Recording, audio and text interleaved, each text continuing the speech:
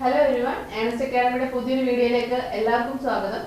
Indian റെയിൽവേയിൽ BSc physics അതേപോലെ BSc chemistry കഴിഞ്ഞ ഉദ്യോഗാർത്ഥികൾക്കായിട്ട് വന്നൊരു നോട്ടിഫിക്കേഷൻ ആണ് RRB CMAയുടെ നോട്ടിഫിക്കേഷൻ എന്ന് പറയുന്നത്. RRB JAയുടെ നോട്ടിഫിക്കേഷൻ ഒപ്പമായിരുന്നു ഇങ്ങനൊരു പോസ്റ്റ് വിളിച്ചിട്ടുള്ളത്. അപ്പം നമ്മൾ അതിന്റെ വീഡിയോസും കാര്യങ്ങളൊക്കെ ഓൾറെഡി ചെയ്തതാണ്. അപ്പം നമുക്ക് ഇതിന്റെ കോഴ്സ് നമ്മൾ ചെയ്യുന്നുണ്ടായിരുന്നു. അപ്പൊ നമ്മളോട് കുറെ സ്റ്റുഡൻസ് ചോദിക്കുന്നുണ്ട് ഈ ഒരു എക്സാമിനായിട്ട് തയ്യാറെടുക്കുമ്പോൾ ഏതൊക്കെ ബുക്കുകളാണ് ഓരോ ടോപ്പിക്കിനായിട്ട് റെഫർ ചെയ്യേണ്ടത് എന്നുള്ളത്. അപ്പൊ നമ്മൾ ഈ വീഡിയോയിൽ ഡിസ്കസ് ചെയ്യാൻ പോകുന്നത് അതാണ്. അപ്പൊ നമുക്ക് വീഡിയോയിലേക്ക് പോകാം. അപ്പൊ മെയിൻ ആയിട്ട് RRB CMAക്ക് വരുന്ന ടോപ്പിക്കുകൾ നമുക്കറിയാം. CBT 1 ഉം CBT 2 ഉണ്ട്.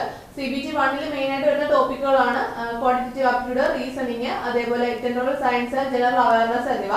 പിന്നീട് വരുന്ന സെക്കൻഡ് അതായത് CBT 2 ആണ് നമുക്ക് ടെക്നിക്കൽ സബ്ജക്ട്സ് വരുന്നത്. ടെക്നിക്കൽ സബ്ജക്ട്സിൽ കെമിസ്ട്രി, മെറ്റലർജി ആണ് മെയിൻ ആയിട്ട് CMAക്കാർക്ക് വരുന്നത്. അപ്പൊ നമ്മൾ ഈ ഓരോ ടോപ്പിക്കിനും ഏതൊക്കെ ബുക്കുകളാണെന്നുള്ളതാണ് നമ്മൾ നോക്കാൻ പോകുന്നത്.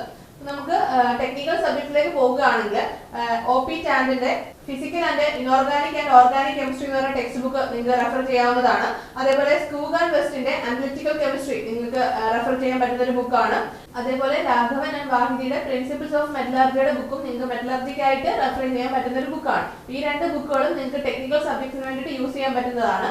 അതേപോലെ നമ്മൾ CBT 1 വരുമ്പോൾ അവിടെയാണ് നോൺ ടെക്നിക്കൽ സബ്ജക്ട്സ് വരുന്നത്. ഇപ്പം BSc ഫിസിക്സ് അല്ലെങ്കിൽ കെമിസ്ട്രി കഴിഞ്ഞ ഉദ്യോഗാർത്ഥികളെ സംബന്ധിച്ച് ഏറ്റവും ടഫ് ആയിട്ടുള്ള ഏരിയ CBT 1 തന്നെയായിരിക്കും. അതായത് ടെക്നിക്കൽ സബ്ജക്റ്റുകൾ ഇല്ല, നോൺ ടെക്നിക്കൽ സബ്ജക്റ്റുകളാണ് വരുന്നത്. അപ്പൊ അവിടെ ക്വാണ്ടിറ്റേറ്റീവ് ആപ്റ്റിറ്റ്യൂഡ് ഉണ്ട്, റീസണിംഗ് ഉണ്ട്, ജനറൽ അവയർനെസ്, ജനറൽ സയൻസ് തുടങ്ങിയ സബ്ജക്റ്റുകളാണ് വരുന്നത്. അതിൽ ക്വാണ്ടിറ്റേറ്റീവ് ആപ്റ്റിറ്റ്യൂഡിനായിട്ട് പിനാക്കിൾ പബ്ലിക്കേഷൻസിന്റെ മാത്സിന്റെ ബുക്ക് നിങ്ങൾക്ക് SSCക്കും RRBക്കും ആയിട്ടുള്ള ബുക്കുകളുണ്ട്. അതിൽ നിങ്ങൾക്ക് അത് ചൂസ് ചെയ്യാവുന്നതാണ്. അത് ഓരോ ചാപ്റ്റർ വൈസ് ആയിട്ടുള്ള പ്രോബ്ലംസും കാര്യങ്ങളും എല്ലാ എക്സാംസിന്റെയും പ്രോബ്ലംസും കാര്യങ്ങളും ഒക്കെ അതിലുണ്ട്. നിങ്ങൾക്ക് അത് റെഫർ ചെയ്യാൻ പറ്റുന്നതാണ്. മറ്റൊന്ന് YCT പബ്ലിക്കേഷൻ ആണ്. YCT പബ്ലിക്കേഷനകത്ത് നമുക്ക് ഇതുവരെ ചോദിച്ചിട്ടുള്ള എല്ലാ റെയിൽവേ എക്സാംസിന്റെയും മാത്സിലെ ക്വസ്റ്റ്യൻസ് ആ ടെക്സ്റ്റ് ബുക്കിൽ കാണും. അതിനെ സോൾവ് ചെയ്യുന്ന മെത്തേഡും കാണും. അപ്പം YCT പബ്ലിക്കേഷന്റെ മാത്സിന്റെ ബുക്കും നിങ്ങൾക്ക് റെഫർ ചെയ്യാൻ പറ്റുന്നതാണ് ക്വാണ്ടിറ്റേറ്റീവ് ആപ്റ്റിറ്റ്യൂഡിനായിട്ട്. അപ്പൊ പിന്നീട് നമ്മൾ ജനറൽ അവയർനെസ്സിലേക്ക് പോകുമ്പോൾ അവിടെ ജനറൽ അവയർനെസ് ഡീറ്റെയിൽഡ് ആയിട്ട് തന്നെ നമുക്ക് പഠിക്കാനായിട്ട് ലൂസെന്റിന്റെ ജനറൽ നോളജിന്റെ ബുക്ക് ഉണ്ട്.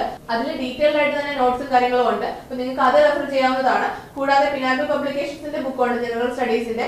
കൂടാതെ തന്നെ YCT പബ്ലിക്കേഷനും ഇതേപോലെ ജനറൽ അവയർനെസിന്റെ ബുക്സ് ഉണ്ട്. അതിൽ നിങ്ങൾക്ക് ഇതുപോലെ ചാപ്റ്റർ വൈസ് ഓരോ സബ്ജക്ട്സിന്റെയും അതായത് ചാപ്റ്റർ വൈസ് ആയിട്ടുള്ള പ്രീവിയസ് ഇതുവരെ കഴിഞ്ഞ റെയിൽവേ എക്സാംസിന്റെ എല്ലാ എക്സാംസിന്റെയും ക്വസ്റ്റ്യൻസ് ആ ടെക്സ്റ്റ് ബുക്കിൽ കാണുന്നതായിരിക്കും. അപ്പൊ YCT പബ്ലിക്കേഷൻ ഉണ്ടെന്ന് ഓർക്കുക.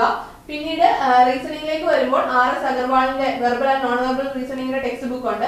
പിന്നീട് നമ്മൾ ഈ സബ്ജക്റ്റുകളെല്ലാം ടെക്സ്റ്റ് ബുക്കുകൾ നോക്കി പഠിക്കുന്നതോടൊപ്പം തന്നെ നമ്മൾ ചെയ്യേണ്ട മറ്റൊന്നാണ് മോക്ക് ടെസ്റ്റ് എന്ന് പറയുന്നത്. ടെക്സ്റ്റ് ബുക്ക് അതേപോലെ ഒലീവ് ബോർഡ് തുടങ്ങിയ പ്ലാറ്റ്ഫോമുകൾ മോക്ക് ടെസ്റ്റിന് വേണ്ടിയിട്ട് യൂസ് ചെയ്ത് കഴിഞ്ഞാൽ ഇപ്പൊ മാത്സ് ആയാലും റീസണിംഗ് ആയാലും നമ്മൾ പഠിച്ചു കഴിഞ്ഞാൽ നമ്മൾ കണ്ടിന്യൂസ് മോക്ക് എടുത്തുകൊണ്ടിരുന്നില്ലെങ്കിൽ നമ്മൾ മറന്നുപോകും. അതുകൊണ്ട് തന്നെ നിങ്ങൾ മാത്സ് ആയാലും റീസണിംഗ് ആയാലും ടെക്സ്റ്റ് ബുക്കുകൾ നോക്കി പ്രോബ്ലംസ് സോൾവ് ചെയ്യുക. അതിനോടൊപ്പം തന്നെ മോക്ക് ടെസ്റ്റുകൾ എടുക്കുന്നുണ്ടെന്ന് ഉറപ്പുവരുത്തുക.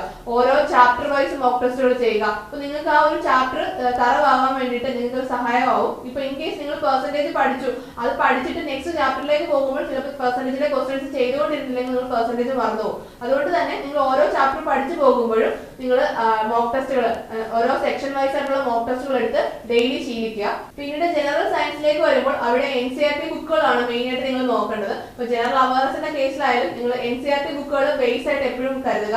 പിന്നീട് ലൂസെന്റിന്റെ ജനറൽ സയൻസിന്റെ ബുക്കുണ്ട്. പിന്നീട് YCT പബ്ലിക്കേഷന് തന്നെ ജനറൽ സയൻസിന്റെ ബുക്കും വരുന്നുണ്ട്. അതിൽ ജനറൽ സയൻസിൽ മെയിൻ ആയിട്ട് നിങ്ങൾ ഫോക്കസ് കൊടുക്കുന്നത് ഫിസിക്സിന്റെ ബേസിക്സ്, അതേപോലെ കെമിസ്ട്രിയുടെ ബേസിക്സ്, ബയോളജിക്കൽ ഫണ്ടമെന്റൽസ്, അതേപോലെ നമ്മുടെ പ്രീവിയസ് ഇയർ ക്വസ്റ്റ്യൻ പേപ്പേഴ്സ്. നമ്മൾ പ്രീവിയസ് ഇയറിൽ ചോദിച്ചിട്ടുള്ള ജനറൽ സയൻസിന്റെ ക്വസ്റ്റ്യൻ പേപ്പേഴ്സും കാര്യങ്ങളൊക്കെ കണ്ടിന്യൂസ് ആയിട്ട് വർക്ക്ഔട്ട് ചെയ്തുകൊണ്ടിരുന്നു കഴിഞ്ഞാൽ തന്നെ നമുക്ക് ഓൾമോസ്റ്റ് ചോദ്യങ്ങളും കിട്ടും എക്സാമിന് ചെല്ലുമ്പോൾ.